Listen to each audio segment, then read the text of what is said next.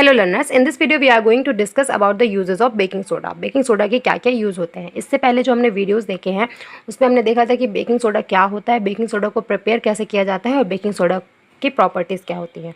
अब इस वीडियो में हम देखेंगे कि बेकिंग सोडा का डेली लाइफ में यूज़ क्या होता है। ओके, तो सबसे पहले बेकिंग सोडा का, जब भी आप बेकिंग सोडा का नाम सुनते हैं समझ में आ रहा होगा कि कुछ बेक करने के लिए काम आएगा, मतलब कुछ खाना वाना जब बनाते हैं तब बेकिंग सोडा का इस्तेमाल होता होगा। ठीक है ना। तो इसी तरह से इसी चीज़ को ध्यान में रखते हुए पहली प्रॉपर्टी मैं आपके सामने लेके आ रही हूँ जिसको हम बोलते हैं it is use for the preparation of baking powder. ठीक है ना, used in baking powder. Baking powder को बनाने के लिए हेल्प करता है। कैसे? जो बेकिंग पाउडर होता है वो दो चीज़ों से मिलके बना होता है। ओके, बेकिंग पाउडर कौन कौन सी चीज़ से मिलके बना होता है? एक होता है आपका बेकिंग सोडा NaHCO3 और दूसरा होता है आपका कोई भी edible organic acid. Edible organic acid के रूप में जनरली हम सिर्फ दो ही तरह का एसिड लेते हैं। एक होता है सिट्रिक एसिड और दूसरा है टार्टरिक एसिड। समझ में आया? तो ये दो चीज़ें होती हैं।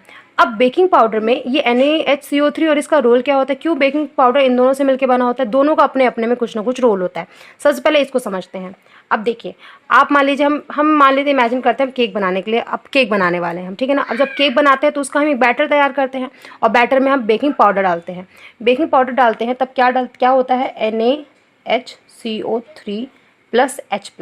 अब ये H+ क्या है? H+ मान लीजिए कोई भी एक एसिड है, क्योंकि अगर वो एसिड है तो H+ ज़रूर रिलीज़ करेगा। वो एसिड सिट्रिक एसिड भी हो सकता है, टार्टरिक एसिड भी होता है। देखिए, सिट्रिक एसिड का फॉर्मूला क्या होता है? सिट्रिक एसिड का फॉर्मूला होता है C6H8O7 और टार्टरिक एसिड का फॉर्मूला होता है C4H6O6। ठीक है। अब इतना लंबा लिखने से अच्छा हम सिंपली H+ लिख दें तो हम समझ जाएंगे कि यहाँ पे एसिड की ही बात की जा रही है। अब जैसे आपने बैटर तैयार किया और आपने बेकिंग पाउडर डाला। अब बेकिंग पाउडर डालने के बाद आप क्या करेंगे? उस बैटर को गर्म करेंगे, चाहे आप ओवन में गर्म करिए चाहे आप कुकर में गर्म करिए। लेकिन आप क्या करते हैं, जब भी आप केक बनाते हैं तो उसको गर्म तो करना ही पड़ता है। तो जब गर्म करने से होता क्या है कि इन दोनों के बीच में रिएक्शन स्टार्ट हो जाता है। ये हमेशा एक दूसरे के साथ रहते हैं लेकिन ये कभी रिएक्शन नहीं करते हैं, और रिएक्शन तभी करेंगे जब इनको हीट मिलेगा। रिएक्शन करने के दौरान में कुछ चीज़ें बनती हैं। एक बनता है कार्बन डाइऑक्साइड, एक बनता है H2O और एक बनता है sodium salt of acid.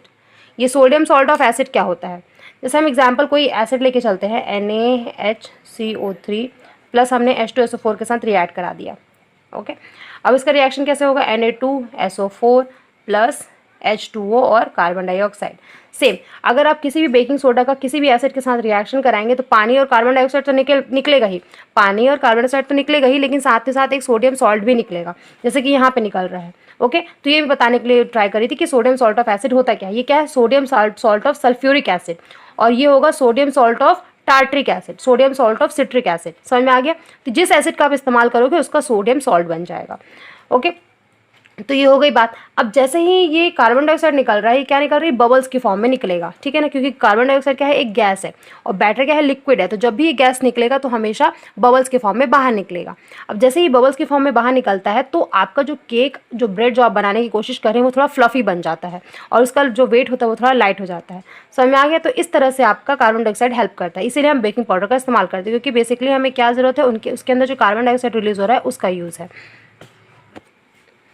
Okay, अब ये सिट्रिक एसिड और टार्टरिक एसिड का एक और रोल होता है, वो ये होता है कि ये केक को कड़वा होने नहीं देते हैं। क्यों? क्योंकि जो बेकिंग पाउडर होता है वो बहुत ज़्यादा कड़वा होता है। ठीक है ना। होता क्या है? कड़वा किस वजह से होता है?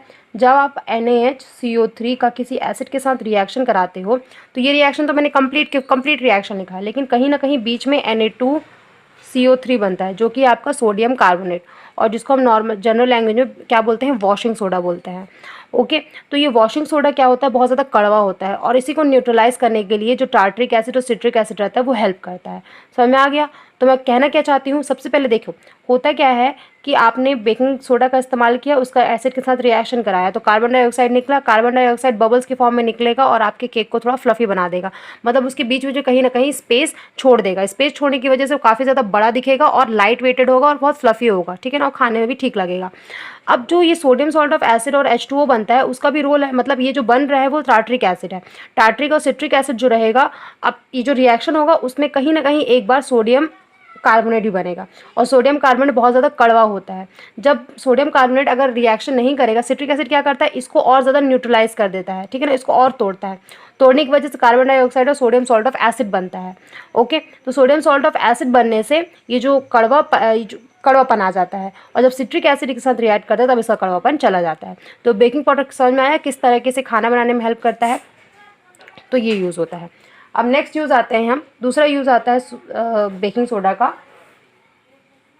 एंटा एसिड की तरह इसको इस्तेमाल करते हैं। एंटा एसिड, एंटा एसिड मतलब जो एंटा एसिड मतलब जो एसिडिटी के खिलाफ काम करता है, ठीक है ना। जैसे मान लीजिए बहुत ज़्यादा आपके स्टमक में बहुत ज़्यादा एसिडिटी हो रही है और उसको आपको न्यूट्रलाइज करना है। एसिडिटी कब होती है, जब आपके स्टमक में HCl ज़्यादा प्रोड्यूस होता है, लिमिटेड नॉर्मल अमाउंट से ज़्यादा प्रोड्यूस होता है।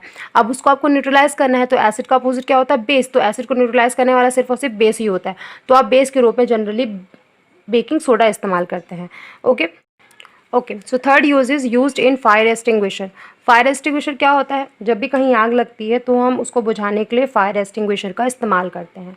ओके, तो जो फायर एक्सटिंग्विशर के अंदर जो केमिकल होता है वो दो चीज़ों से मिलके बना होता है।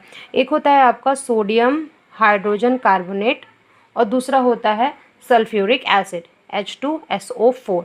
ये दोनों चीज़ें मिलकर फायर एक्सटिंग्विशर का काम करती हैं। इन दोनों का उस आग को बुझाने के लिए कहीं ना कहीं कोई ना कोई योगदान ज़रूर होता है। ओके, इस रिएक्शन को पूरा करते हैं, क्या बनता है, Na2CO3 ये बनता है, उसके बाद बनता है वाटर, और थर्ड बनता है कार्बन डाइऑक्साइड। ये तीन चीज़ें बनती हैं। अब इसी रिएक्शन से पता चलेगा हमें कैसे ये आग बुझाने में हेल्प करता है।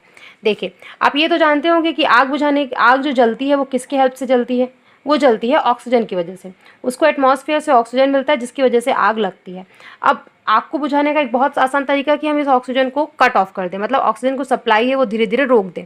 तो ये जो जब फायर एक्सटिंग्विशर, आप किसी भी आग में फायर एक्सटिंग्विशर को अप्लाई करते हैं, जब भी डालते हैं फायर एक्सटिंग्विशर का ये सॉल्यूशन, तो होता क्या है, कार्बन डाइऑक्साइड आता है और सारे ऑक्सीजन को काट देता है, मतलब ऑक्सीजन की सप्लाई को रोक देता है। ओके, जहाँ जहाँ कार्बन ऑक्सीजन रहता है वहाँ वहाँ कार्बन डाइऑक्साइड जाके बैठ जाता है, मतलब जो डायरेक्ट कांटेक्ट है फायर और ऑक्सीजन के बीच में वो पुट ऑफ मतलब कट ऑफ हो जाता है। मतलब जो अब ऑक्सीजन था वो तो है ही अपनी जगह में, लेकिन अब उससे पहले एक बैरियर के रूप में कार्बन डाइऑक्साइड आ जाता है। ओके, मान लीजिए ये आग है और ये ऑक्सीजन है।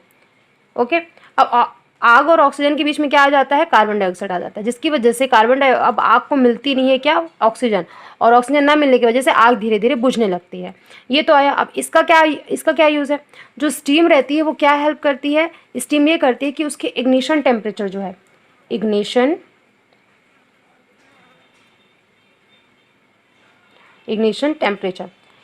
टेम्परेचर क्या होता है, ऐसा टेम्परेचर जिसकी वजह से आग लगना शुरू हो जाती है। हर एक सब्सटेंस का खुद का इग्निशन टेम्परेचर होता है कि भाई वो इतने टेम्परेचर में जलेगा। तो इग्निशन टेम्परेचर को लो रखती है। जो वाटर रहता है वो अपने स्टीम फॉर्म में रहता है, मतलब भाप के फॉर्म में, मतलब गैस के फॉर्म में रहता है। और ये स्टीम क्या करता है, इस एरिया को जो गर्म रहता है उसके इग्निशन टेम्परेचर को धीरे धीरे कम कर देता है और मेंटेन रखता है, जिसकी वजह से आग दोबारा से लगना शुरू ना हो जाए। तो इस तरीके से हम देख सकते हैं कि फायर एक्सटिंग्विशर में भी सोडियम बाइकार्बोनेट का क्या यूज़ होता है और किस तरह से वो H2SO4 के साथ रिएक्ट करके किसी भी आग को बुझा सकता है। मेन रीज़न ये है कि ऑक्सीजन की वजह से ही आग लगती है, और अगर आग को बुझानी है तो ऑक्सीजन का सप्लाई बंद करना पड़ेगा। और ऑक्सीजन का सप्लाई हम ऐसा तो बंद नहीं कर सकते कि एटमॉस्फेयर से ऑक्सीजन को गायब कर दो, ऐसा हो नहीं सकता। बस हम ये कर सकते हैं कि आग और ऑक्सीजन के बीच में कोई ऐसी चीज़ ला दो जो इसकी आग को बुझना रोक सके। तो आग और ऑक्सीजन के बीच में क्या आ जाता है, कार्बन डाइऑक्साइड जाता है, और कार्बन डाइऑक्साइड क्या करता है, आग को वापस से जलने नहीं देता और धीरे धीरे आग को कम कर देता है। और स्टीम जो ये पानी है वो क्या हेल्प करता है, इसके इग्निशन टेम्परेचर को कम करे रखता है, जिसकी वजह से वापस आग नहीं लगती। Okay, so this was all about the use of baking soda. Baking soda का कहाँ कहाँ यूज़ आता है। अब नेक्स्ट वीडियो में हम देखेंगे वॉशिंग सोडा के बारे में। Thank you so much.